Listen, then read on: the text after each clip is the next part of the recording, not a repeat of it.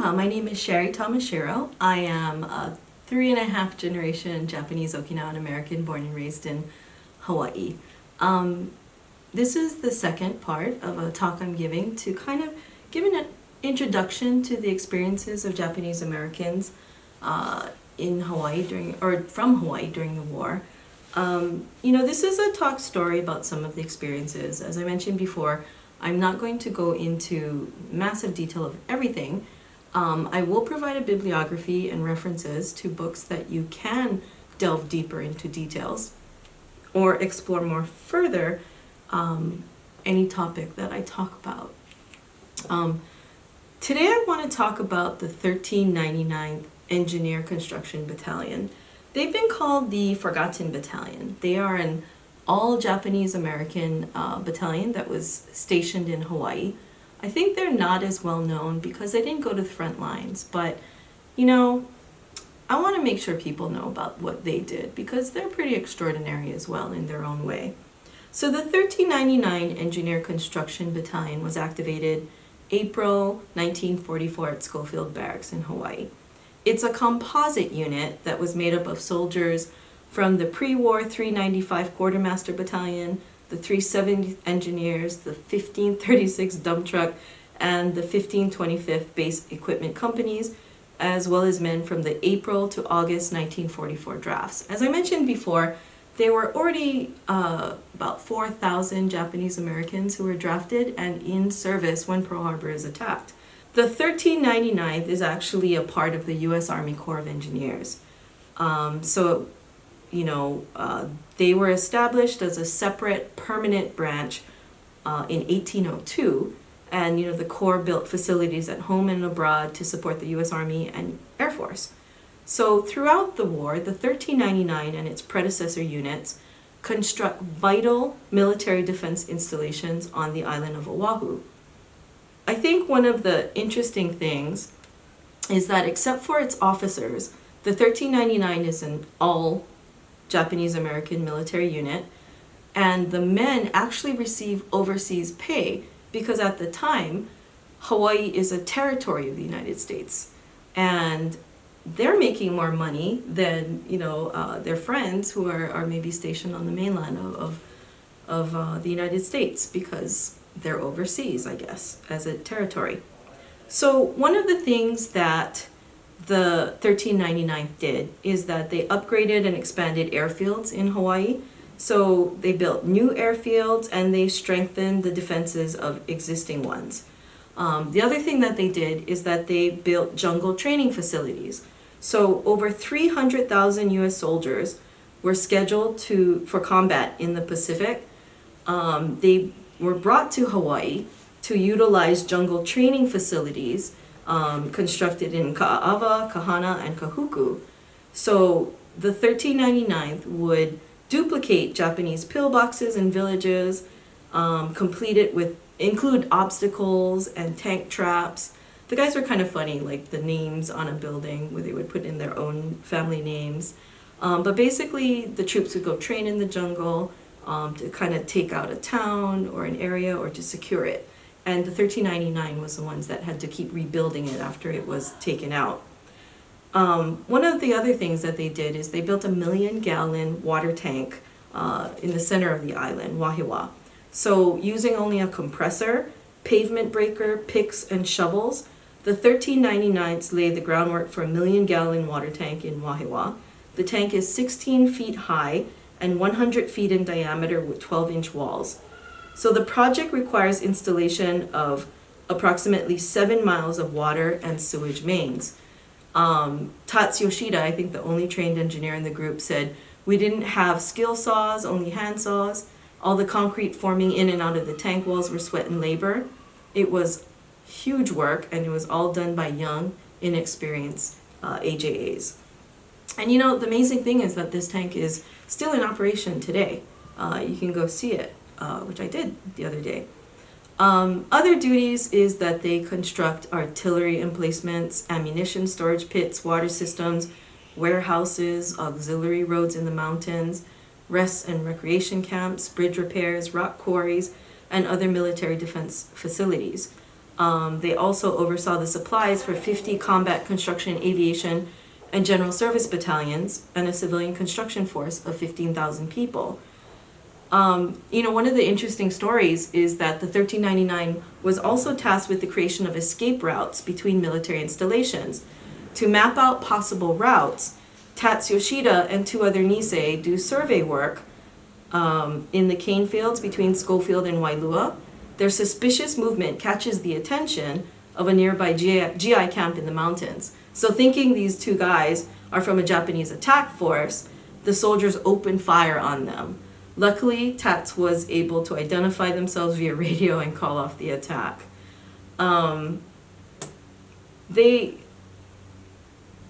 The story with the 1399 is because they were doing so much strenuous physical work, they usually had huge appetites, so they got the nickname chow, hounds, and apparently they could really eat.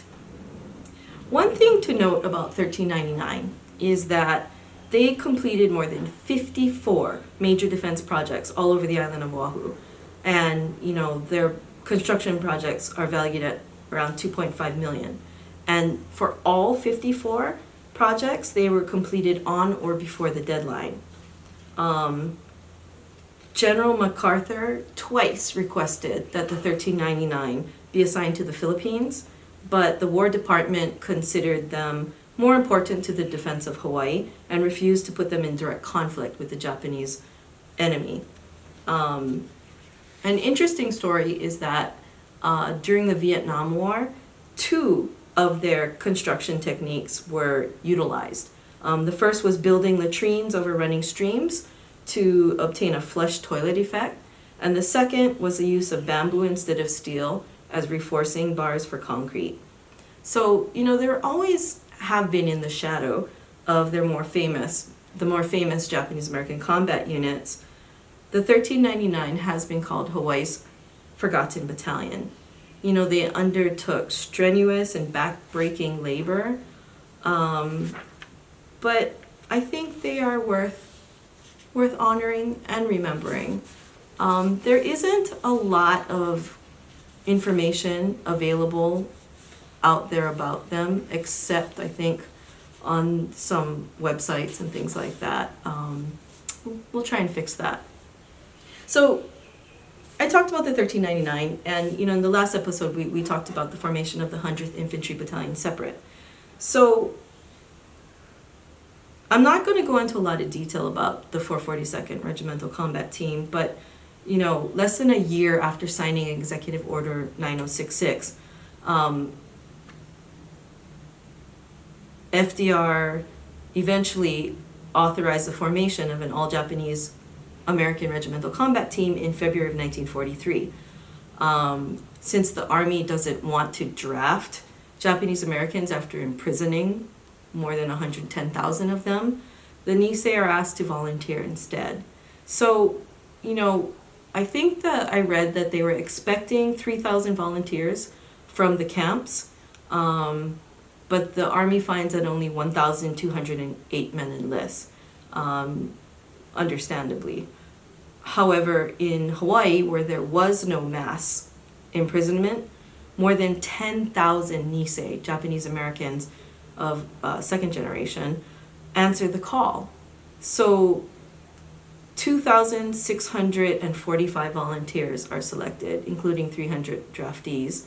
There's this famous picture where they march down to Iolani Palace, and they're gathered there where a crowd of over 15,000 well-wishers are at their induction ceremony at the palace. I talked before about the Varsity Victory Volunteers. People were desperate to be selected with the 442. The VVV actually were bumped up to the top in the selection process because of the 11 months that they spent volunteering their time to help with defense work.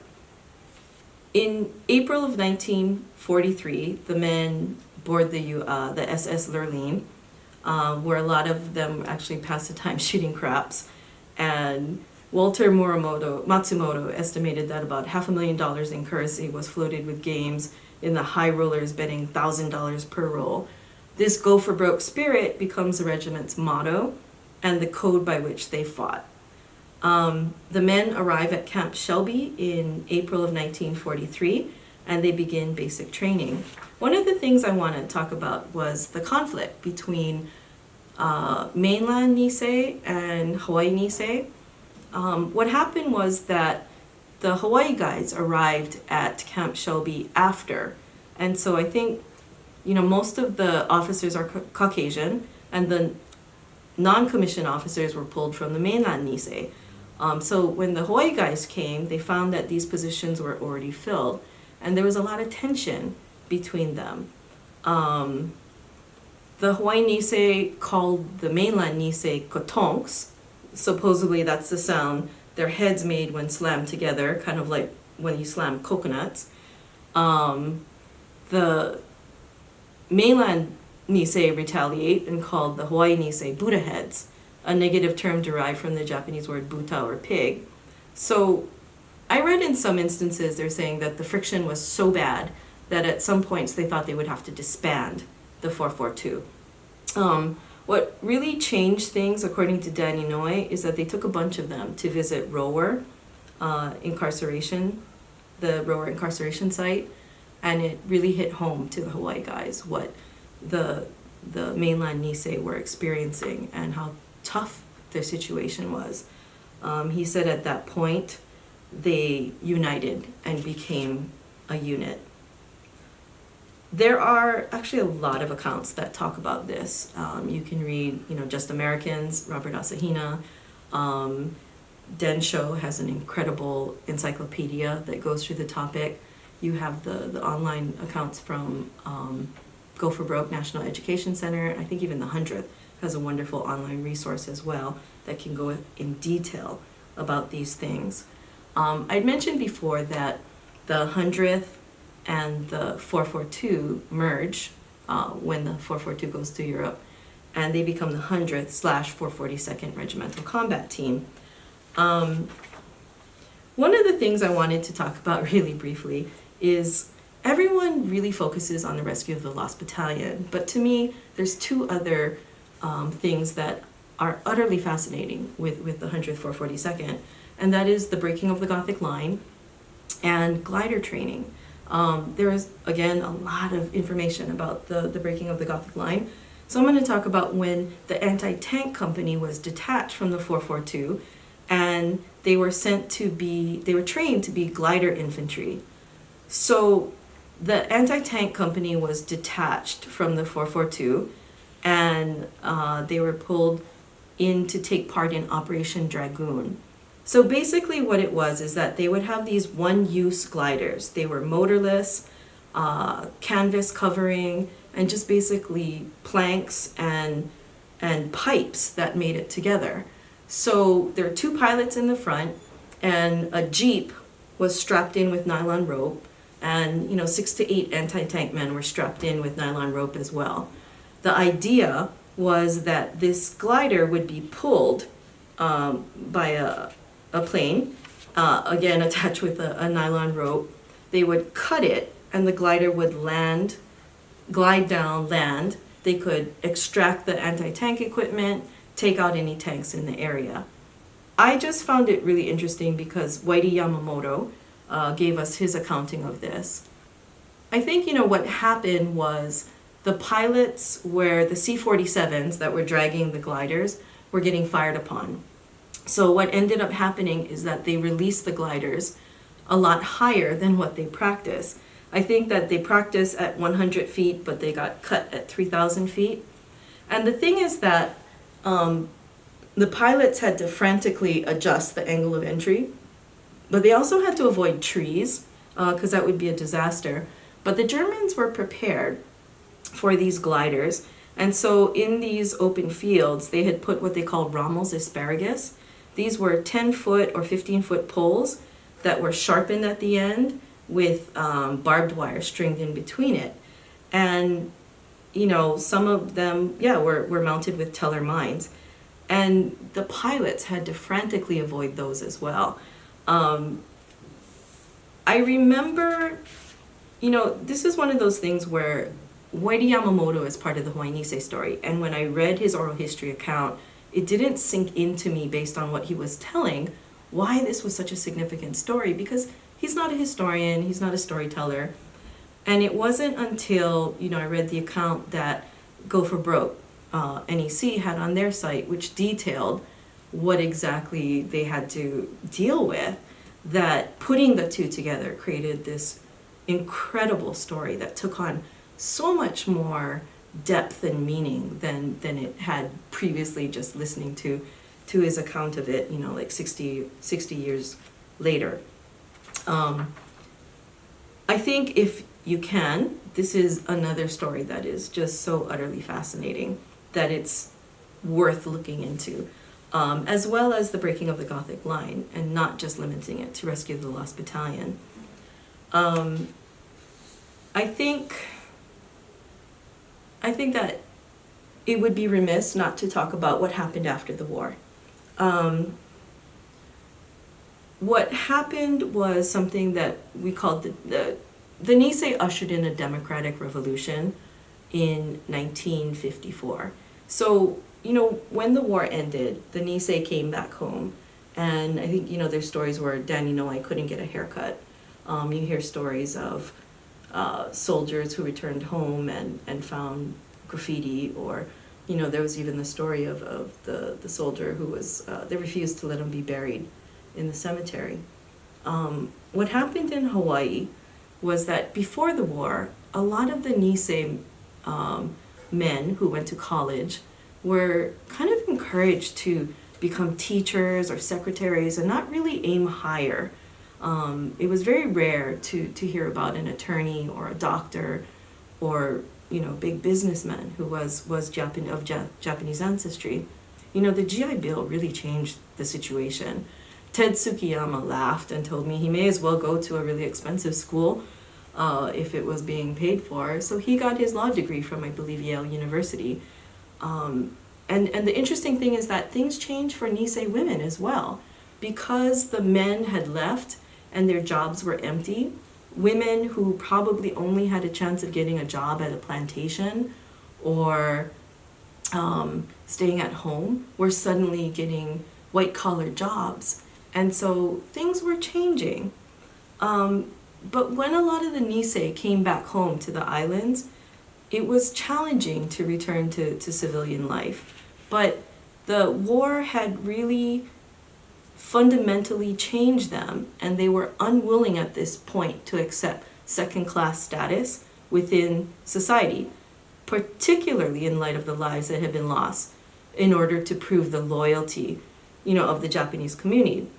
So this actually comes from Densho's encyclopedia that Dr. Kelly Nakamura put together, but the 100th and the 442nd accounted for 60% of Hawaii's fighting forces and 80% of total Hawaii casualties. Of the 7,500 men who joined either of these units, 5,000 were awarded medals, approximately 3,600 of which were for battle wounds. 700 died, 700 were maimed, and another 1,000 were seriously wounded. One writer says they wondered if they were fighting for mere acceptance, or if as warriors returning to Hawaii, they could assert their ambitions in politics and business.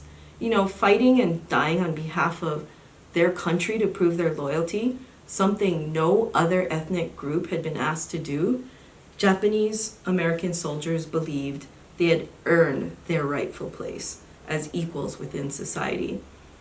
And, Danny Noi said that after experiencing the horrors of war and having sacrificed countless lives in an effort to prove their loyalty, many Nisei veterans returned to the islands with a new perspective and a desire for change. So we knew we were expendable, said Inoue, but we knew that we had to pay that price, and we were willing to pay that price. But once we paid that price, we wanted our place in the sun. There's a story of Danny Inoue. He gets his law degree, he's a practicing attorney, and the legend is that he and his friends decided, we're lawyers, we need suits. And so they went to get a loan and the banks would not give loans to non-whites. This is something that had been happening for a long time in Hawaii. And, instead of just accepting it and finding alternate ways to raise money, which like in the past it was setting up your own tanamoshi, a Japanese lending system, Danny Noegai sat with bentos under a tree at the park and said, let's make our own bank that will lend to non-whites, that there will be no discrimination and no racism or restrictions. And so they created Central Pacific Bank, which is still open today. The other thing that happened is that the Nisei who returned from war got involved in the Democratic Party. And in the November 1954 Hawaii territorial election, Democrats won majorities in both the House and Senate for the first time and totally upended decades of Republican rule. So many of the newly elected officials were Nisei veterans who were no longer willing to accept second-class status in the islands. To this day, Hawaii is still heavily Democratic, and that is really due in large part to the Democratic Revolution of 1954 that was ushered in by these Nisei veterans who returned from war, determined that they would no longer be second-class citizens, that for their comrades who had fallen, they would not accept this kind of treatment. They would change things. And, I think a lot of times we think, when we tell stories, World War II always starts at Pearl Harbor, the attack on Pearl Harbor, or it ends with the dropping of the bombs on Hiroshima and Nagasaki. But one of the things that I admire about what the Center for Oral History did is that they focus on looking at life stories, where they looked at, the background of their parents, the values and lessons that they learned in Japanese language school as they were told stories. I'm sorry, I'm butchering the name, Shushin. So by telling stories of true life experiences of Japanese heroes, they learned the values that they took with them to war. And those stories that they learned in Japanese language school as kids is what really guided a lot of the Hawaii Japanese Americans. Perseverance, loyalty, duty, honor. And I think it's important to look at the background, because those shaped who these men became and how they reacted to extraordinary circumstances when they went to war. And in the same way, the story should not end with the typical, the atomic bomb ending that people just stop at. Is in our case, it's looking at what they did when they came home and how they transformed the islands in such an incredible way. And looking at the lives that they lived afterwards. As I mentioned before, there are a lot of books that are available. I will work on a bibliography, but Densho has a virtual library, I believe, on Library Thing. That's amazing. But there's a lot of online resources where you can do a lot more reading about these topics. And there's a lot of projects that recorded oral history, so you can actually hear from the veterans themselves. But I know it's probably, the door has closed in actually talking story with the veterans themselves. But one thing I do urge people is to go through what materials are left behind. Stanley Akita left behind this amazing memoir he wrote in the 1950s that detailed, his time in Stalag 7A. I'm running into, L Company has, I think, 8 bound volumes that contains stories written by men. You have F Company putting stories together. So the guys did write and record and document a lot. And I think we really need to identify, if they have not already been identified, and make these documents shareable or in an archive, because there are so many stories that I think are still out there, and there are so many stories that we really need to share. As I mentioned in the first interview or talk story, one of the vets, when he was nearing death, had tears in his eyes as he asked me, "Do you think when we're all gone, we're going to be forgotten?" And I didn't know how to answer him other than, well, I will always share your stories and make sure that they're not forgotten. So for them, please keep sharing the stories and keep learning. Aloha and thank you.